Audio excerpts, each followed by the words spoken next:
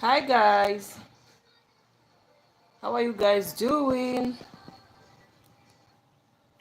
Well guys, so today's live is a very quick one and a very short one, and I just felt let me come because I was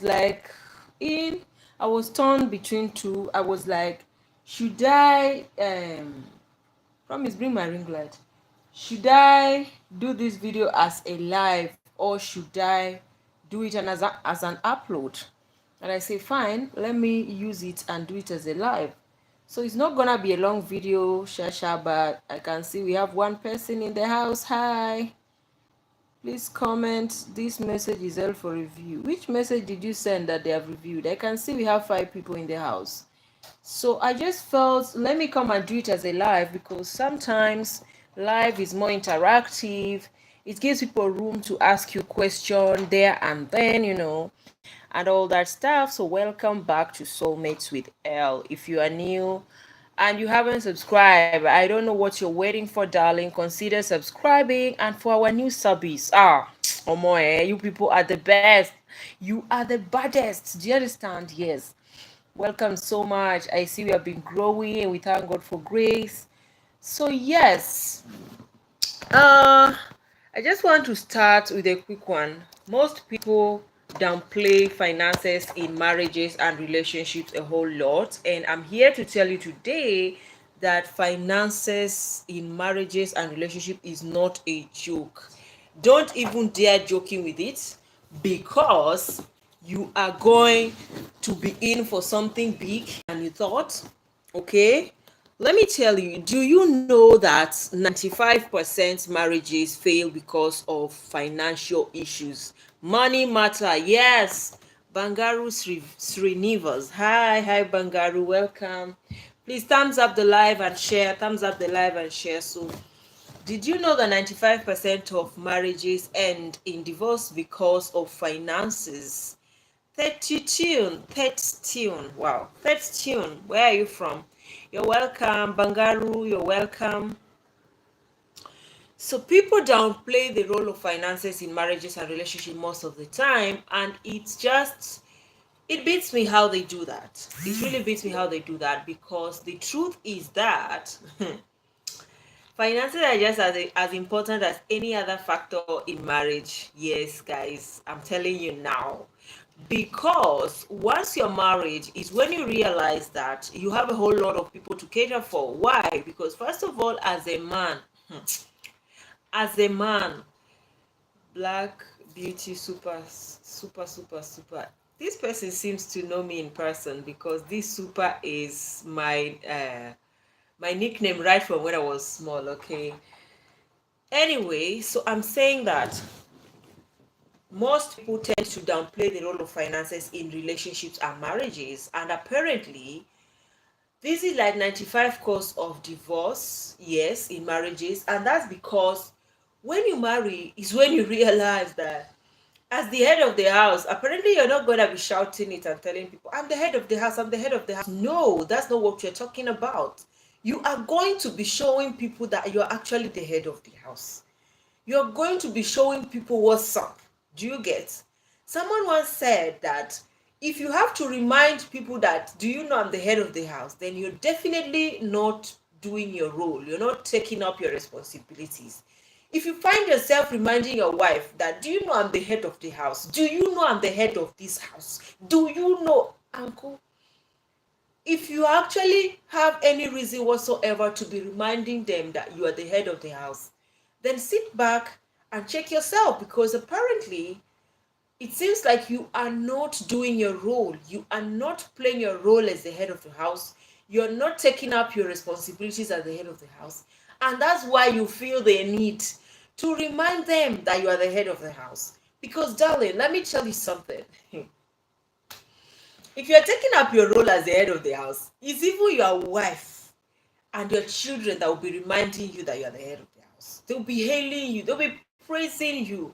They'll be like, yeah, our daddy, but when you feel the need to remind them, then you're not taking it up. And the truth is that once you marry, you now realize that you have to take care of a lot of things. Children come in, And even before children, once you marry, your wife becomes your responsibility. I remember when I got married, one of my brothers told me to my face that right now I'm not his responsibility. I'm now a married woman. I'm fully and solely the responsibility of my husband. I felt so bad. I felt so bad. But the truth is that the reason why I felt so bad is because all of us, if you were not the firstborn in your family, you always have these perks, the perks that come with the fact that you're not the firstborn. People are pecking you here and there, people are giving you, they're dashing you money up and down. And then suddenly you get married and you think that, shit, I'm not the firstborn, I'm still gonna be having this. And then it dawns on you that nope, these people that have been helping me are not willing to help me no more, and that's because they feel that I'm married now and I'm not their responsibility. So I felt so bad. I'm not even gonna trash that. Like I felt super, super duper bad, okay? But if you take another look about it, it's not a lie. It's not a lie, do you get? It's not a lie. And it really didn't sit in with me well at first, but again, I feel like assuming I got married to a man that is not up to his responsibilities, it would have really pained me even more because I'd find myself in many situations where I need someone to help, and my brother has already opened his mouth to tell me to my face that I'm no longer his responsibility, so I don't have anybody to run to. But I want to thank God because he has never allowed that atmosphere where I needed that brother of mine, that particular brother of mine for anything. And also thank God that it's not only one brother I have three. Okay, so if one told me that I'm no longer his responsibility, at least I still have the remaining two. And apparently I still have my parents alive. Anyway, so when you marry is when you realize that even the woman you marry is your responsibility. If you're catering for only yourself, now you're going to be catering for two. And then when kids start coming, it's when you realize what?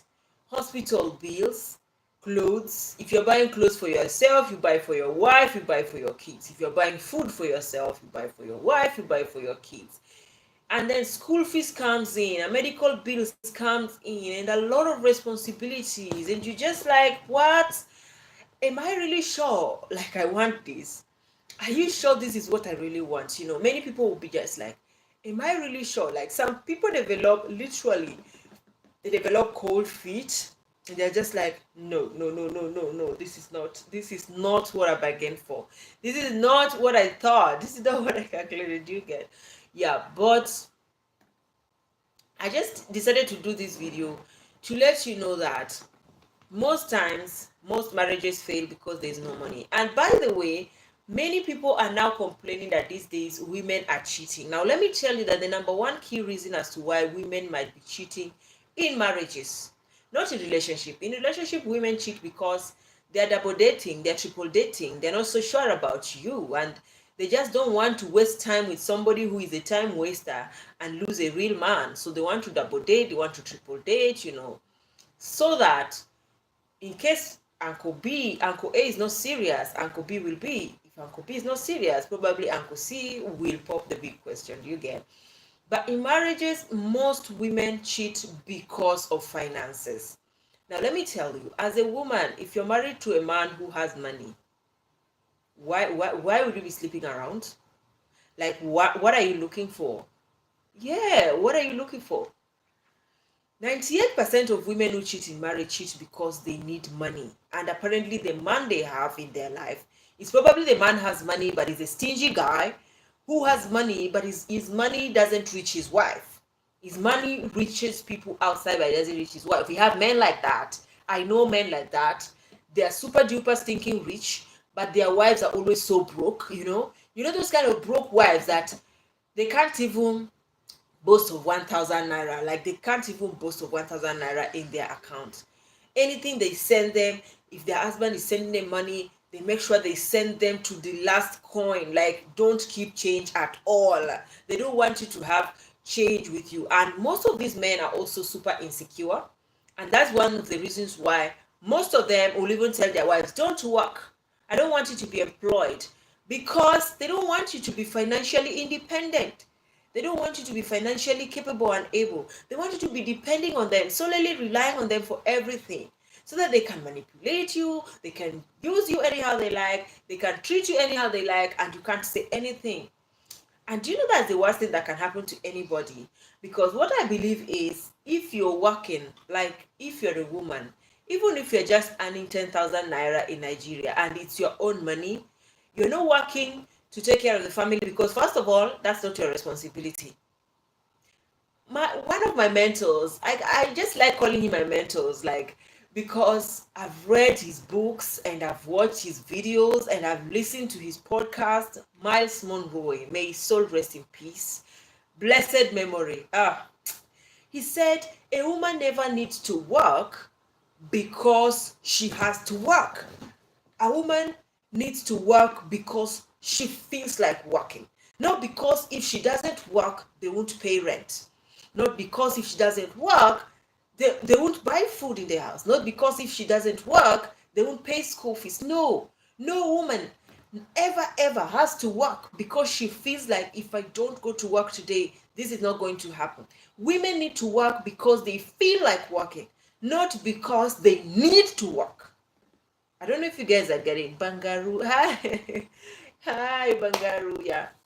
So, a woman needs to work because she wants to, not because she needs to. And that's why no matter how much salary you feel you're paid, and you're like a woman, you feel like, no, the salary I'm being paid is not enough, of which most women are in that sector of the salary you're being paid currently is not enough. But I'm just pleading with you today that just stick there. Stick there as you're looking for something better. But don't you ever settle for being a full-time housewife. At least be doing that business that is not actually giving you anything, but you have somewhere to go every day. Do you know that I just realized something when I was a teenager? That is when I was new from school and I started my first hotel job. I realized that when you're working, opportunities tend to find you. Do you know what you're looking for is looking for you, but you're not available? So when you're working, you network and you meet people and they tell you things. Even the opportunities that you've been looking for, that you've been seeking, when you're working, you can talk to somebody and somebody will tell you, oh, I know somebody that can help you do this. So even if whatever you're doing now is not paying you enough, even if whatever you're doing now is small, even if whatever you're doing now seems like crap to you, just keep at it. Keep at it while you're looking for something better. Do not resign. Do not resign when you don't have any other place to go. Do not give yourself a chance of being rendered a jobless housewife. At least let it look like you have a job, even though it's only you that knows that it's only 2,000 naira you are earning from that job. But the people that are seeing you outside say, wow, she's a working class woman, wow, she's a woman with vision, she's a woman with ambition, she's a woman who knows what she wants, that's what they'll be talking about. But it's only you that knows that what you're making is rubbish. Now, I was watching one video yesterday with Vibes of Sonia where she was saying the first time she got a job in Nigeria, she was working and earning 12,000 naira. And I'm like, girl, 12,000 naira? What? And on a second thought, it's better than nothing, right? Can you walk and pick 12,000 naira on the road? Of course, no, you cannot.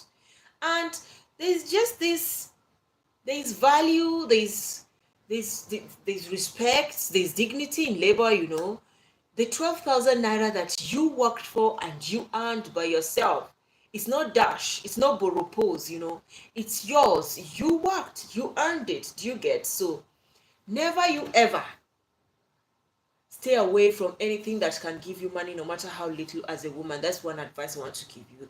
Another thing, do not downplay the strength of, let me tell you, even that love that you think you're in love, if you're married to a guy who is not providing for you as a woman, because God did not create you to be a provider, like a sole provider, you will get frustrated and you will fall out of that love.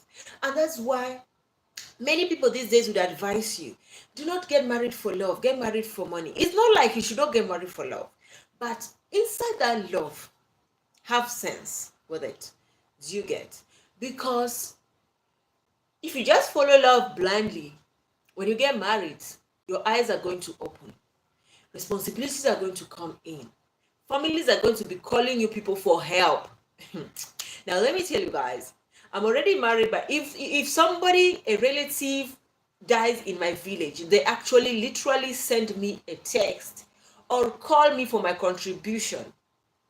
Whereas I'm in a very different country right now. I'm not in my village. Do you get? So women empowerment is very good. It will just make people respect you. It's only you that knows that what you're doing, you're earning 12,000 naira, 5,000 naira, 10,000 naira. It's only you that knows that you don't have money. But people that see you, that you're always going to work, some people are even envying you. Like my husband always says, do you know that your life right now is literally someone else's prayer point? Like you feel you have not arrived, you feel like you have not achieved anything, you feel like you're missing out, but somebody somewhere is just like, what? I wish I was where this person is in life. I wish I was where this person is literally. Now you might be running a YouTube channel and you have like 500 subscribers and you're like, what? I feel like I've not even achieved anything, because first of all, I need 1,000 subscribers, I need 4,000 watch hours to monetize. But let me tell you, there's somebody somewhere who has not started YouTube channel yet, and they're so scared. They don't know how to start. They're just like, will I even get one subscriber to just trust me and subscribe to me? Will I get one subscriber to just subscribe to my channel? Do you get? So that thing that you think you're not good at, you have not achieved, somebody's, do you know? Bangaru Bangaru Srinivas. Please subscribe to my channel. Please. Thank you so much for staying with me to my live. Subscribe, like, and share. Okay. Yeah, I'm seeing you. I appreciate you. I appreciate Set Tune as well. We were 8 people when we started. Then some people ran away. I don't know where they went to. Anyway, maybe I was giving them some bitter truth, but I know they'll come back and watch, because that's one thing with live. There's a time you can go live and people are not many, but once you upload the live video, you realize that views start rolling in, because people are now free, so they are able to watch and rewatch. Okay, yeah. So where was I? Yes, do not play yourself. If you feel you have not arrived, you feel you have not achieved, somebody somewhere is just feeling like, oh my gosh, I wish I had half of what you have. You might feel like, this my husband has not bought me a car. This man is not enough. But let me tell you, there's somebody somewhere that is wishing to have a husband. Even a husband that don't have anything. A husband that it is she that will be feeding. Do you get? You have one that is feeding you. You have one that is housing you. And you're like, he has not even bought me a car. He has not taken me to a trip in Maldives. He has not taken me to Dubai. But somebody somewhere is like, their prayer point is a husband. They don't care whether this husband is coming with keke, whether the husband is coming with bike or a motorbike. They don't really care. Their own is praying for a husband. And if they could get half of what you have, if they could get that husband of yours that you're claiming has not bought you a car, oh Jesus, forget. If they could get him, they will take him, they will keep him, they will padlock him, and you will never see him again. Literally. Do you get? Yeah. So don't always feel like, I've not arrived. Your life right now is someone else's prayer point. That's just what I wanted to say.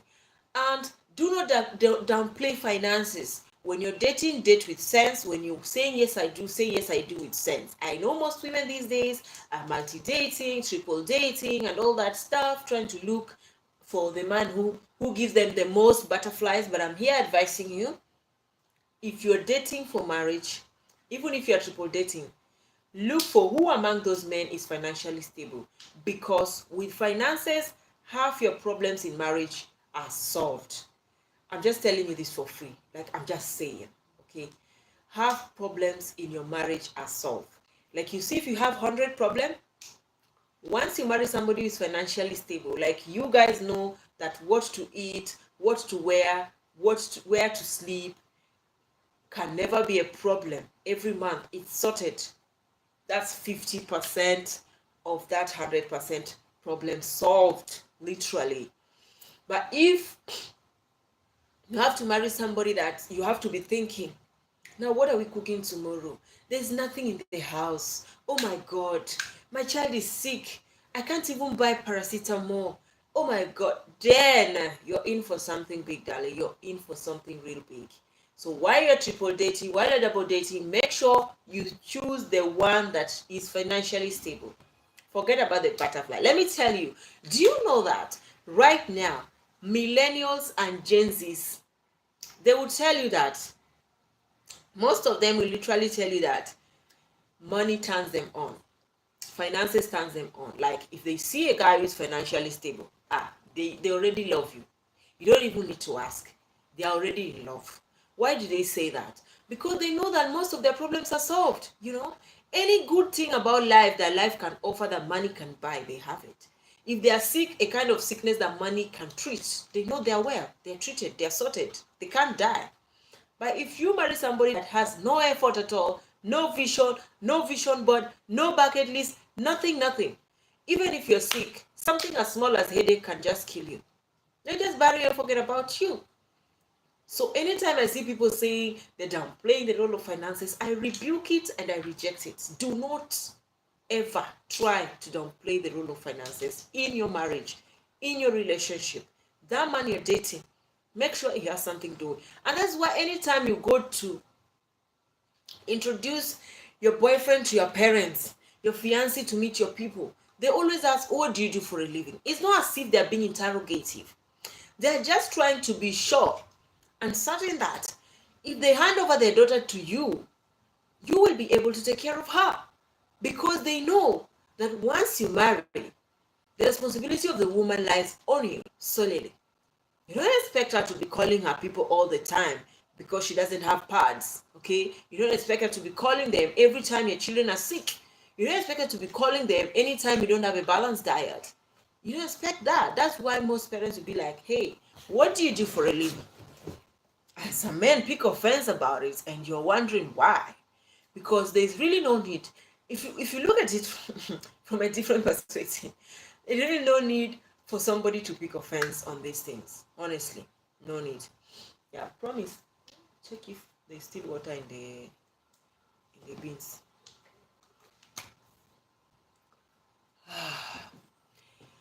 Yeah, so Bangaru Shinivas, where are you from? I think that's just literally what I wanted to talk about today, guys. Comment down below, let me know your thoughts about finances, the role of finances in divorce and marriages. And like I told you, it really plays a very big role. Most women who cheat because of money, and most women who cheat, just like 5% cheat because of my husband is not romantic, my husband is emotionally unavailable. 5%, but 95% of women cheat because of finances. My husband can't provide, he expects me to provide, and I don't know how to go about it than to find someone else who can be supporting me, and I scratch their back and they scratch mine. That's it, because they were not born to do that. You are like giving them a task that is not for them, and they just don't know how to go about it. They don't know how to handle it. And economy is not smiling. Do you get? Economy is not smiling. And most men are also opportunists. When they see that this woman is always very goal oriented, and she's a very hardworking person, and it seems she has a lot of responsibilities that she wants to handle, and she feels alone, because most times when a married woman is feeling alone, a sensible man can tell. When a woman is working and she's frustrated, when she's working like her life depends on it, like she's working like, I need to get this done, like if I don't get it done, I'm down for. If a woman is working that way, most men who have sense can be able to tell the difference when a woman is working that way and when a woman is working for just for me to feel fulfilled, because I don't want to stay home and stay locked in the house all day, watching Netflix all day, is different. That kind of woman will not be stressing themselves. They will be doing things at their own pace. But a woman who, I have to get this done, it's either I get it done or never, you'll notice the difference.